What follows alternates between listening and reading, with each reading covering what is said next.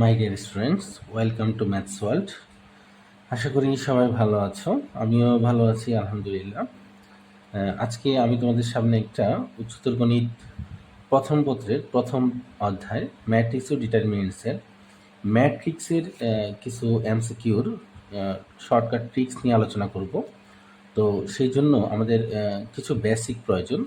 তো সেই জন্য আমরা কিছু বেসিক নিয়ে আলোচনা করব, দেন আমরা এমসিকিউগুলোতে যাব আর কি। তো দেখো, আমি এখানে একটা ম্যাট্রিক্স লিখে রাখছি। তো এই এ হলো একটা ম্যাট্রিক্স। তো এই ম্যাট্রিক্সটা দেখো, এখানে 3টা কলাম আছে এবং এই যে 3টা সারি আছে। তো এই জন্য এই ম্যাট্রিক্সটির দেখো, এই ম্যাট্রিক্সটির মাত্রা বা ক্রম হচ্ছে 3/3। অর্থাৎ প্রথমে হচ্ছে সারি বসবে, তারপরে হচ্ছে কলাম বসবে। ওকে, তো দেখো, তো আমি দুইটা ম্যাট্রিক্স লিখলাম এখানে। এ হলো একটা ম্যাট্রিক্স, বি হচ্ছে আরেকটা ম্যাট্রিক্স। তাহলে এই ম্যাট্রিক্সটার দেখো, প্রথমে আমি কি বলছি দেখো, প্রথমে হচ্ছে সারি হবে। তাহলে এখানে সারি কয়টা? 1টা 2টা 3টা। তাহলে এ হচ্ছে 3, আর 1টা 2টা, 2টা হচ্ছে কলাম, এ হচ্ছে 2, অর্থাৎ 3/2। তাহলে এই ম্যাট্রিক্সটার অর্ডার হচ্ছে 3/2। তাহলে এই ম্যাট্রিক্সটার অর্ডার কত হবে দেখো, তাহলে 2টা সারি আছে তো 2, আর 1 2 3 3টা কলাম আছে, তাহলে 2/3।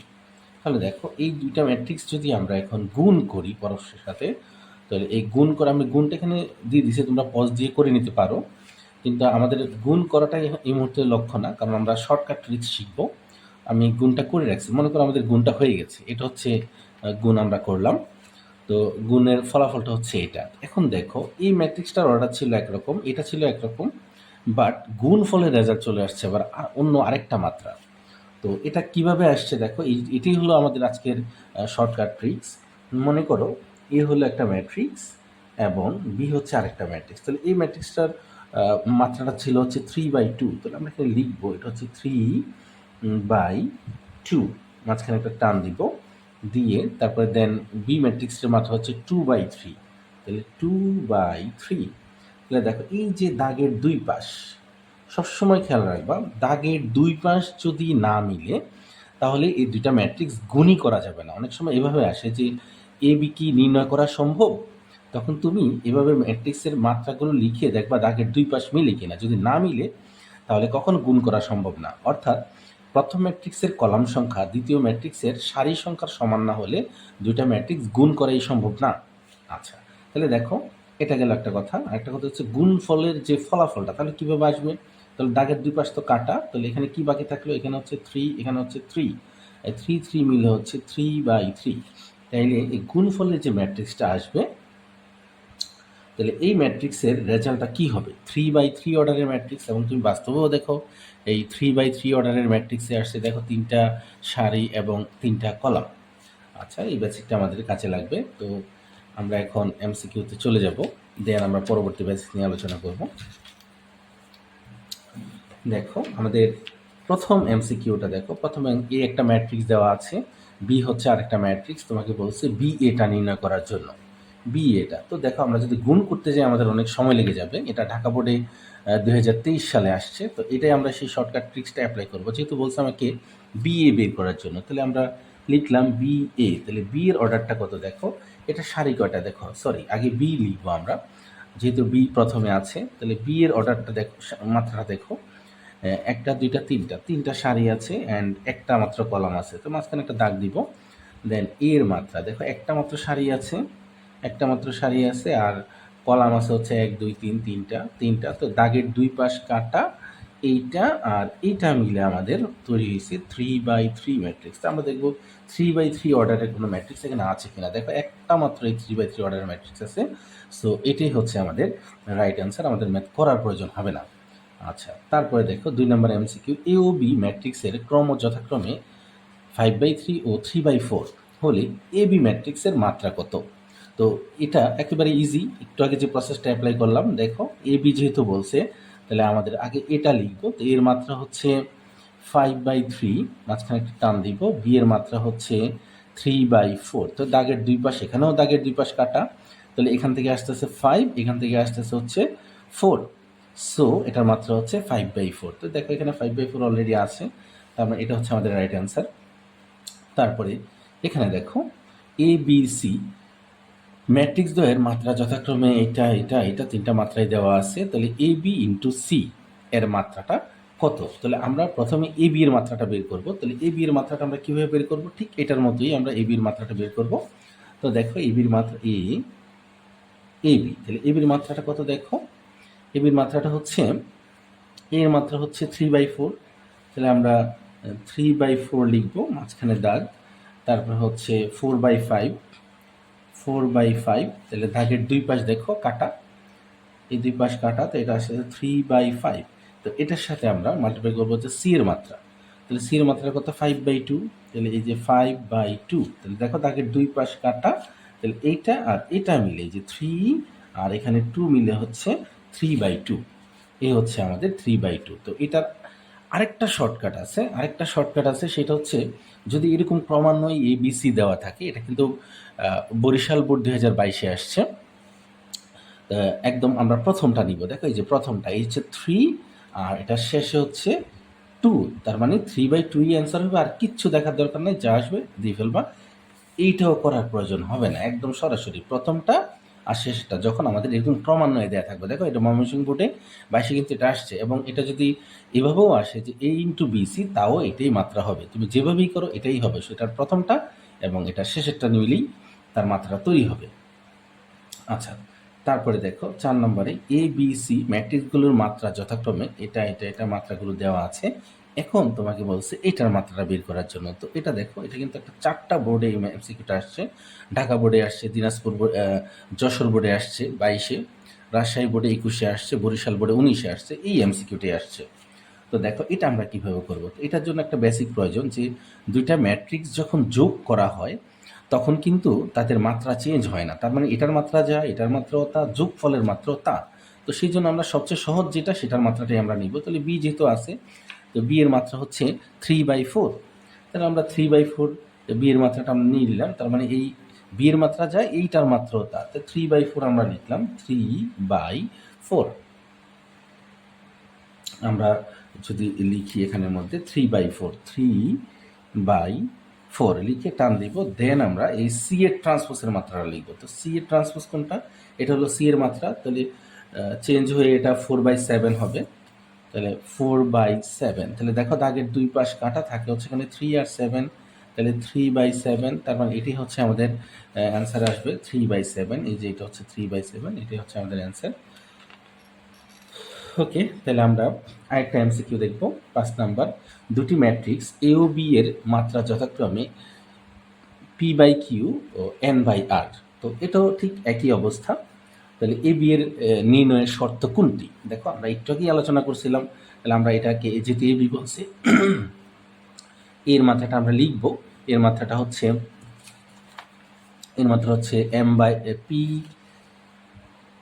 p/q, মাঝখানে একটা টান দিব, আর বি এর মাত্রা হচ্ছে n/r। তো দাগের দুই পাশ সবসময় একই থাকতে হবে, বাট এখানে হচ্ছে কিউ, এখানে হচ্ছে আর, তার মানে কি বোঝা গেল ব্যাপারটা?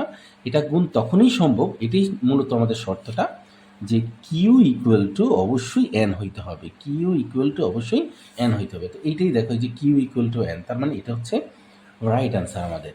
আচ্ছা, তারপর 6 নাম্বার দেখো।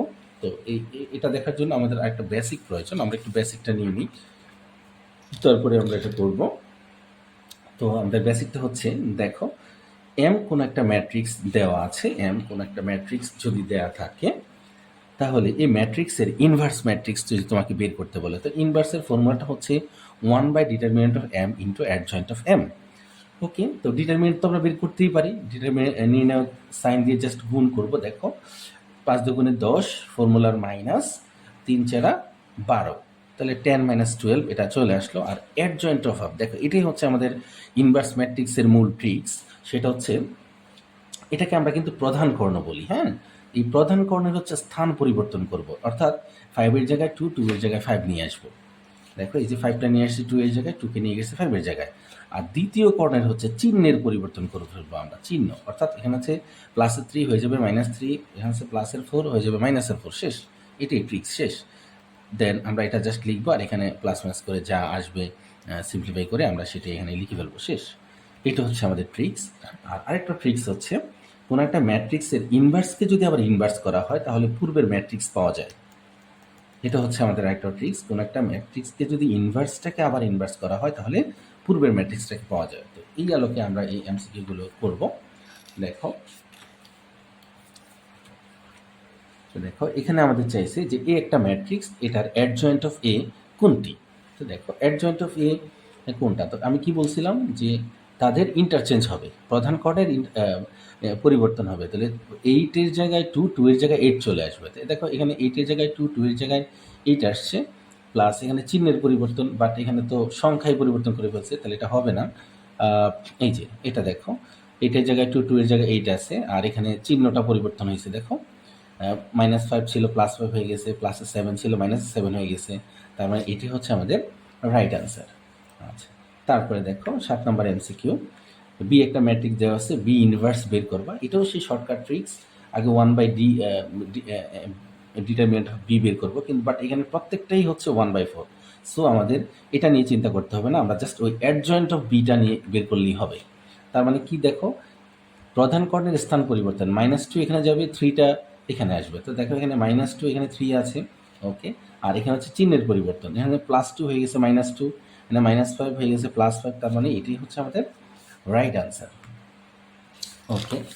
তারপরে দেখো এইখানে এ একটা ম্যাট্রিক্স, তো এই ম্যাট্রিক্সটা 3/3 অর্ডারের ম্যাট্রিক্স কখনো এমসিকিউতে এত বড় এমসিকিউ আসে না। এটা কেন আসছে, কারণ এটা একটা কর্ণ ম্যাট্রিক্স, এটা একটা শর্টকাট ট্রিক্স আছে, এই জন্যই মূলত এটা আসছে। তো এটা হচ্ছে শর্টকাট, একেবারেই শর্টকাট ট্রিক্স হচ্ছে জাস্ট এগুলোকে আমরা জাস্ট 1/, আকারে লিখে দিব। দেখো এই এমসিকিউটার মধ্যে 5 আছে, 1/5, 6 আছে, 1/6, 7 আছে, 1/7, এবং এটি হচ্ছে তোমার রাইট অ্যান্সার। আচ্ছা, তারপরে 9 নম্বরে দেখো, 9 নম্বরের মধ্যে আমরা